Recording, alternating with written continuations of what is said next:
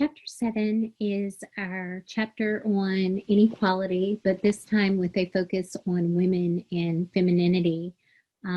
Because this is the companion corresponding chapter to the inequality chapter with a focus on men and masculinity, the question that the chapter is organized around or organized to set up to address is the same question as we had in the previous chapter, which is, if both men and women are constrained by a binary gender system, why is it that more women than men find this system unfair?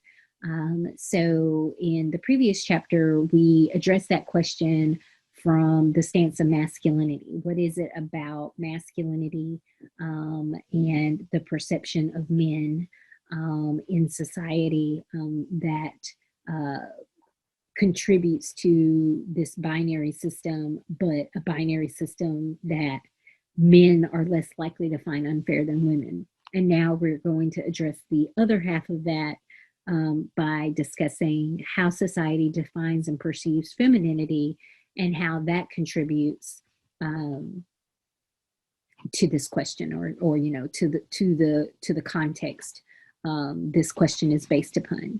So this chapter begins with the same example as the last chapter did, which is, you know, that cheerleading, because last chapter focused on the fact that cheerleading used to be a sport associated more closely with men, and now it's an example of activity, a sport that has been feminized, that if you were to look at it through those gender binary glasses, you would probably define it as being feminine. And as we discussed last time, it was given as an example of something that experienced male flight.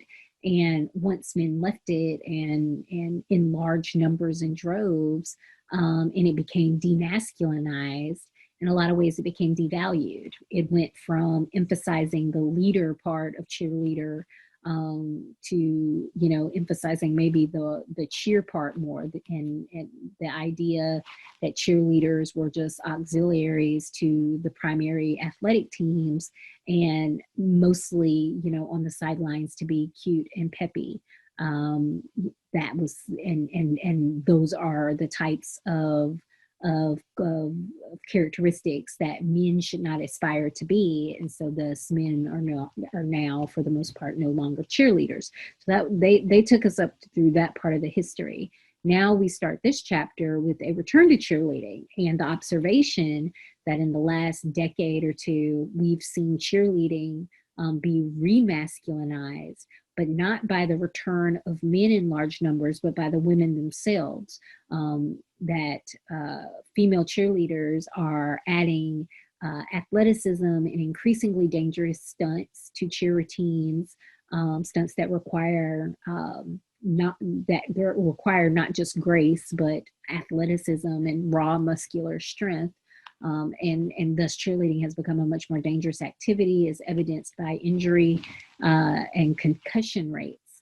And that, especially for high school and college teams that want to compete in those big competitions and the types of stunts that are needed, you know, they do recruit men, you know, to be on the team, and that for a lot of these men, these recruitment appeals are being couched in language meant to appeal to that hegemonic masculine ideal, you know, being strong, being muscular, being around, you know, being able to be around pretty women, right? That these are the types of messages often found in recruitment material for male cheerleaders. But at the same time, it's been remasculinized. It still has maintained this distinctly feminine dimension. Certainly one example of how it does that, you can kind of just see by, you know, the Dallas Cowboy cheerleader uniform, right? You know, the sexy outfits, which have become sexier and more minimal, you know, in the past few decades. In a lot of ways, for a lot of people, it's still defined as a feminine auxiliary to sport, as opposed to being a sport itself. Your book mentions that less than half of U.S. high school athletic associations define it as a sport. Neither does the U.S. Department of Education or the National Collegiate Athletic Association. Instead, they define it as an activity, as if it was chess club or band, despite those high injury and concussion rates. And then finally, the textbook mentions how there's a performative aspect to cheerleading. The fact that you're doing these stunts, these potentially dangerous stunts, but you have this smile on your face. You have to maintain a certain type of friendly, approachable air playing to the crowd. And they were like, this kind of flies in the face of a lot of the performative aspects around a lot of other sports, where the focus is on being aggressive, on being dominant, perhaps even being scary. And so they end the discussion of this example with this great quote: cheerleading is somehow simultaneously masculine and feminine, hardcore and cute, athletic and aesthetic, admired and belittled. It is, in other words, very much like being a woman, what being a woman can feel like today. And that's on page 161. And so that's what we're going to talk about for the rest of this for a lot of this video is, why are women in this kind of precarious position where, femininity has all these competing expectations and perceptions, and there's a real balancing act in terms of how do you do it in such a way that you are admired and not attacked, because it is less straightforward than a discussion of hegemonic masculinity. And we're going to talk about why it's more complicated than that here in a second. And so, we start off by noting that women have more freedom than men. They have more behavioral freedom in the sense that they can enjoy both masculine and feminine aspects of life, something that largely men don't, or they do at the risk of gender policing, or they do, but they, have to make sure they provide a really good account as to why. And for the most part, women don't have that, and last chapter talked about this. They talked about how, with the concept of androcentrism, masculinity is afforded more respect than femininity in most spaces. And this begins in childhood. Just think back to that distinction between, calling a girl a tomboy versus calling a boy a sissy, and why they aren't the same level of disrespect. And that is because, as androcentrism states, there are positive aspects to masculinity. It's admirable. So when a woman does it, it is admirable.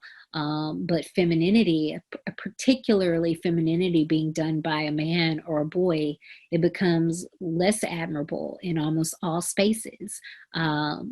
And so in this way, women do have that behavioral freedom where they can take on some masculine aspects. They can compete in masculine activities. They can consume masculine media, and they do that usually with less risk of being gender policed as stringently as men do. But there is a caveat, there is a catch. A woman can be too masculine. And so your book makes this point, womanly women versus manly men. The model woman is both feminine and masculine. The ideal is a balance. And so a woman who wants to do masculinity has to balance it with femininity, because if she does not, she will be policed for overdoing masculinity. Before we get more into that, let me go back to my little graph over here, because this is the research that they were quoting. So it shows that there is a lot more admiration for manly men than there are for womanly women during the time this poll was conducted, which was 2017. And womanly women are more likely to be looked down upon than manly men are. And that just kind of demonstrates their point that, today's contemporary ideal for women is someone that has a mix of these feminine and masculine traits. It's not so much that the ideal is for a woman to be manly across the board, but the idea is that she has found a way to balance her femininity with some aspects of masculinity. And so the key there is balance. And your book talks about this, by discussing the feminine apologetic, as well as what they call the modern Barbie rule. So, the feminine apologetic is the idea that a woman apologizes for her masculinity by adopting conventional femininity in some forms. And your book says it's almost a way to soothe others' concerns about her appropriation of masculinity. So a good example of the feminine apologetic is, Candace Parker, who is a great WNBA player. You can see when she plays, it's not like she goes on like with a full face of makeup and hair, and she's known for her play. But yet when she was on the cover of ESPN, they could have offered her the cover at many other points in her career, but they put her on the cover when she was, I think they said 7 or 8 months pregnant with her child. And you can see the tagline, "How big can Candace Parker get?" And of course, it was meant to be tongue in cheek because, the interview is mainly talking about her career in the WNBA. But to have that tagline when someone is near to popping, about to give birth, was also a nod to her femininity. And it also subtly addressed concerns that people have about female athletes, particularly in aggressive sports that used to predominantly be played by men, that these women are overly masculine and perhaps even lesbians, because even though the homophobia is not as overt as what you see when people are talking about men doing femininity, the homophobia is still there when people are talking about women who are overdoing masculinity. So the feminine apologetic is, I'm a great basketball player. I can probably even beat a good number of you regular guys, if not NBA players in basketball, but I will make you feel better about this ability that I have by embracing my overt femininity here, which for her here is in addition to a more feminine expression, in terms of the dress, the earrings, the blown out hair, the light makeup, is the fact that she is clearly with child and about to give birth, and you don't get more feminine than that. Going along with the feminine apologetic is, the idea of what they call the modern Barbie rule. And so the modern Barbie rule is the idea that today's Barbie can be anything, but the important thing is that she looked good while doing it. Because a big part of femininity is still that focus on looking good, on being appealing, particularly to men. So you can be a surgeon, you can be a basketball player, you can be an MMA fighter, but you have to look good while doing it. And the book example that your book gave was Christmas Abbott, who apparently is a CrossFit competitor and a weightlifter. But they talk about how she upholds this kind of conventional femininity in her appearance, thus exemplifying the modern Barbie rule. Now, of course, they say, this becomes challenging when your other identities don't allow adherence to this rule. And so they particularly spoke about, women of color, particularly African-American women, but also disabled women who, because their appearance might veer so dramatically from kind of standard conventional definitions of beauty, of Barbie, that they can't uphold this rule. So when they then do that masculinity, appropriate some masculine traits, then they are less protected by this Barbie rule, and they might find themselves being attacked for being overly masculine. And I think Serena Williams is a good example, because of how often she has been the victim of very cruel and racialized attacks on her appearance and supposed manliness. And of course, a lot of that is based upon, her superior performance on the tennis court, but also the fact that that superior performance on the tennis court is goes along with an appearance that isn't very Barbie-like. I mean, she isn't naturally slender. She isn't white. She doesn't have, long hair. And all of these things, by not having these things that would maybe make society, particularly men in society, feel safer about her athletic performance. Because she doesn't have these things, this leaves her more open for attack. And so, I do think it's fitting that they chose to feature her quote about how there is no wrong way to be a woman, because as they note, although that is a great quote, it is aspirational, not accurate. That in our society, yes, there is in fact a wrong way to be a woman, because we even have a name for it, and we call it Pariah Femininities. So Pariah Femininities are, in short, wrong ways to be women. So who are those women, these wrong women? First of all, they're women who don't defer to men. This leaves them open to being called things like, bitch, or a ball buster, or cunt. These are women who don't seem to care if men find them attractive. A hag. It's women who withhold sex without caring if men approve, or really women who just engage in sex by their own rules, regardless of men approving or not. And so this would be both, women that they refer to as sluts or whores, as well as women that they refer to as prudes or frigid. And then for women who do not form households with men, whether that means that they have a household on their own, they're a spinster or an old maid, or, they have a household with another woman, in which case, of course, that opens up all of the, slurs related to lesbians. So these women, they don't balance, they defy. And these types of femininities are referred to as pariah because they are stigmatizing, in the sense that you risk rejection, verbal attack, violence, ostracism by claiming them, by doing them. And it's not so much that they feel necessarily stigmatizing all the time to the person who is upholding that identity, but the fact that that identity in a lot of spaces in contemporary U.S. society does put that woman at risk of experiencing one of those consequences: rejection, verbal attack, perhaps violence, perhaps ostracism.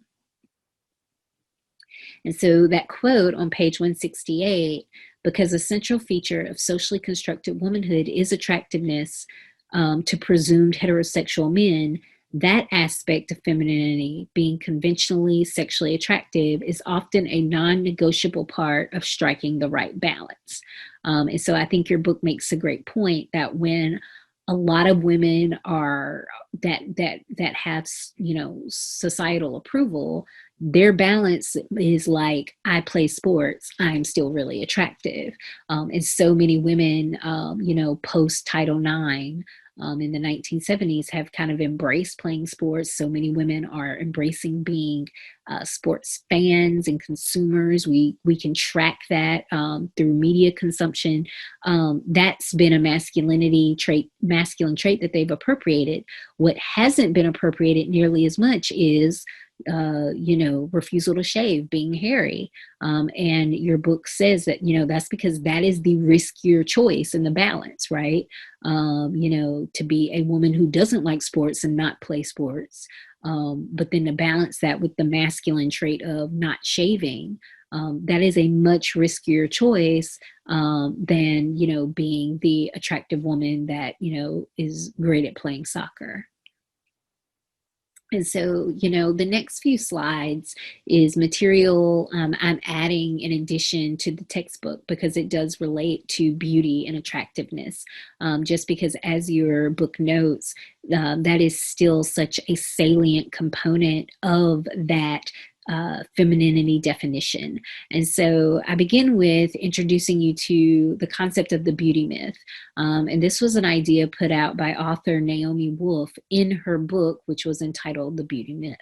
And the beauty myth is just a belief in a quality called beauty that is real and universal, and that women, due to biological, sexual, and evolutionary factors, should want to embody, while men should desire the women who embody that ideal. So basically, it's the idea, the myth of beauty is the idea that it is this objective thing that just exists out there, and that is natural, as opposed to what it really is, which is, of course, socially constructed. And because it's socially constructed, that means, that it's not natural and it's not universal, because what is defined as beautiful is going to vary society, historical time period to historical time period. And so if you go back to kind of our chapter 3, like definitions about, what makes something real, the fact that it's not natural, the fact that it's not biological, the fact that it's not universal, means that it's not real. But it's promoted in our society as if it is real. And it has, according to Naomi Wolf, this is important because it does have significant consequences for the women who are expected to want to embody that ideal, who are expected to spend time, energy, and effort to embody that ideal. And, it also has, consequences for the men who are taught that they should, desire the women that have that ideal. And in this way, it kind of becomes a self-perpetuating cycle. And she emphasizes in her book that for a lot of these cultural ideals of beauty, they're unrealistic, that they're promoted as real to maintain gender differences. The idea that men and women look so different, and that women are naturally, smaller and daintier and curvier. But in reality, it is a lot of our body work, as opposed to, genetics, that contributes to that difference. And a good example of this is the Photoshop used on models. And I give you that time-lapse video, right? It makes her hair longer and more luxurious. It makes her waist thinner. It makes her breasts bigger. It makes her bum perkier. It makes her thighs thinner.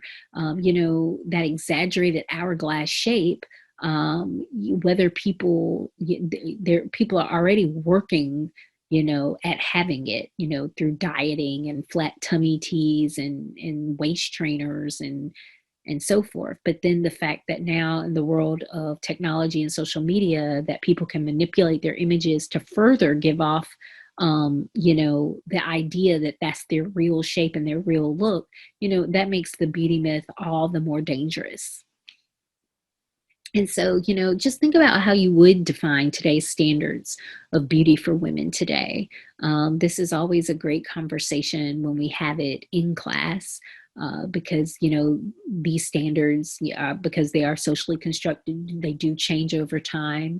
I have witnessed in just the time period, the 10 years I've been teaching, how these standards have changed, particularly in the rise of, reality stars like, the Kardashians, and the phenomenon of Instagram models, and everyone is walking around with pasted on eyelashes now. I can honestly say that was not what people were doing in 2006 when I think I first taught this course. So, these standards change, but what doesn't really change or hasn't really changed dramatically in our society in the last 150 years is women's relationship to these standards. One concept that kind of characterizes women's relationship to these standards is the Iron Maiden concept. And it's the idea that these standards become like an iron trap for women that they can't avoid, in the sense of, yeah, sure, you cannot do them, but because they are so well known, the standards, and they're so routinely expected, not doing them doesn't free you from the trap of not doing them. Instead, you don't wear makeup. People say things like, are you sick? You don't look well today. Or, oh, it would be nice if you dressed up.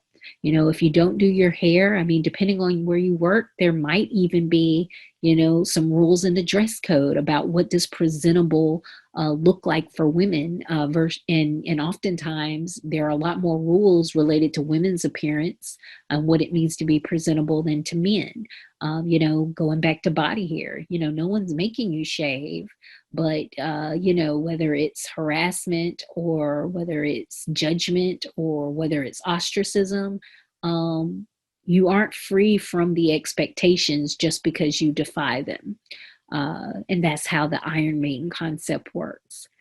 But then at the same time, beauty standards can also be understood in our society in terms of what's called the Goldilocks dilemma. So if you remember the story of Goldilocks, right, you know, this porridge is too hot, this porridge is too cold, this bed is too hard, this bed is too soft.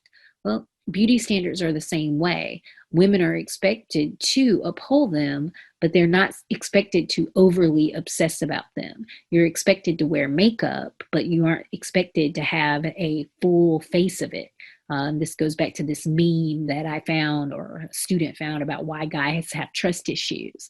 And it's rather mean because it's mocking the idea that, like, oh, these women look totally different without makeup, and this is, you know, they're tricking guys. But the expectation, of course, is that women wear makeup, you know, that women, you know, do care about their appearance, that their hair is done, that they dress nicely. But then at the same time, if you're the woman that's always wearing the 4-inch heels, and, you know, and you have the 3-inch nails and the lash extensions, you know, your day to day, and the hair blowout and the 2-hour makeup routine, you know, society also looks down on those women. And so that's why it's called the Goldilocks dilemma. So I have 2 cute videos from former TV shows that I think kind of make this point. The first one is a song from the TV show Crazy Ex-Girlfriend. And it's really making fun of this idea, like, we talk about makeovers and you know, and focusing on your appearance as being something that you do for yourself, but really you're doing it for others. You know, that there is this relationship to, you know, wanting to get social approval, social rewards, that a lot of these beauty standards, when we are in the midst of upholding them, they are rarely truly pleasurable in and of themselves. Like, I don't really know, I mean, does anyone love to get waxed? So it really just pokes fun at that concept of, you know, we put these beauty ideals out there, and then we define them as something that women should do, but then we also make it seem like women should be doing it for themselves, ignoring kind of the, you know, the social pressure to uphold those standards. And that similar kind of poking fun tone is also there in the second video, which is from Amy Schumer's former television show, and it's making fun of that song by One Direction, That's What Makes You Beautiful, but it's called Girl, You Don't Need Makeup. And I don't want to ruin the twist of that one, but I think if you watch it, you kind of get the point about, once again, these contradictory messages that we tell, particularly women, around, you know, their beauty standards. Now, moving away from, you know, beauty in terms of makeup and face, and talking a little bit more about body, that Barbie body, that curvy, impossibly curvy, impossible dimensions body, you know, it still exists today, even though women have moved further and further away from that. Women are shorter, heavier, and have very different dimensions than the Barbie body. And so, you know, to go along with that little infographic about how Barbie compares to real women, I suggest you check out this video that kind of shows what a doll would look like if she had the average woman's proportions. And just consider, what the consequences would be, if that was the doll that we put out in the general public versus the Barbie with her impossible body that little girls instead kind of grow up playing with. And so another kind of graph just showing, if we move away from Barbie to actual women, but women who are not the norm, the fashion models and the Playboy playmates. Once again, what is put out there as the ideal woman in a lot of media does not align with women's actual bodies. And the Dove Real Beauty campaign, which kind of built upon the Victoria's Secret Love My Body campaign. But it's like, why wouldn't you love your body if like first of all, their bodies are almost all the exact same, tall and thin with curves in the right places. And, they vary in skin tones, but there isn't a lot of body diversity there. And those women aren't necessarily the type of women that have received messages that they shouldn't love their body. So I imagine it would be an easy body to love. Dove Real Beauty campaign, which tried to add a lot more body diversity, height, weight, weight distribution.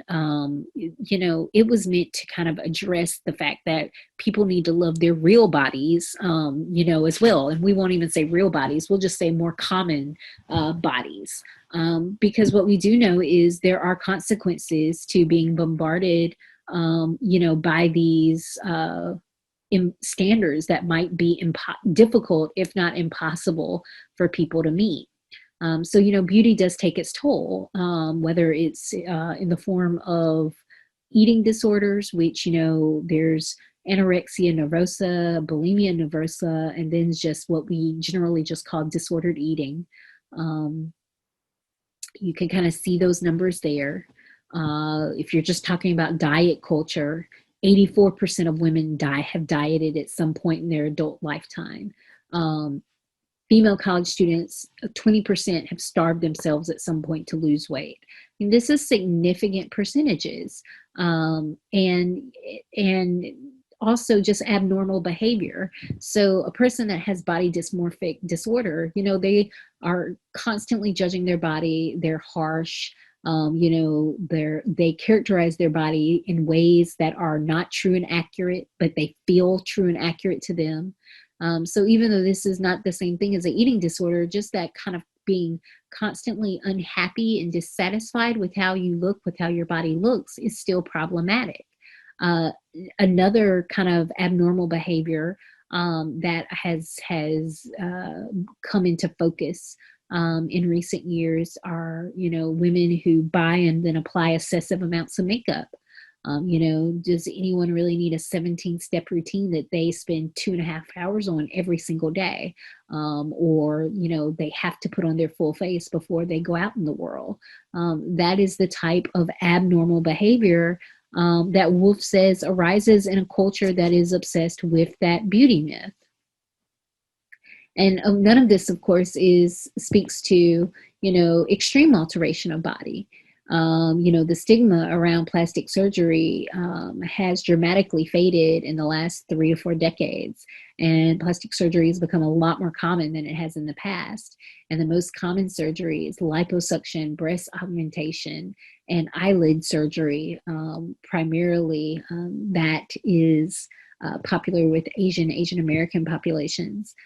All of that just kind of speaks to, people's attitude is if I don't like this part of my body, I can just get it fixed. And the fix that they are often looking for is a fix that makes them more in line with those images that they see in the media: bigger, perkier breast, round, the Brazilian, butt lift type of thing. That surgery has become a lot more popular recently because of the increased societal emphasis on the buttocks. So, you know, all of this just kind of speaks to all the energy and effort and resources being focused on something that is admittedly fleeting and superficial.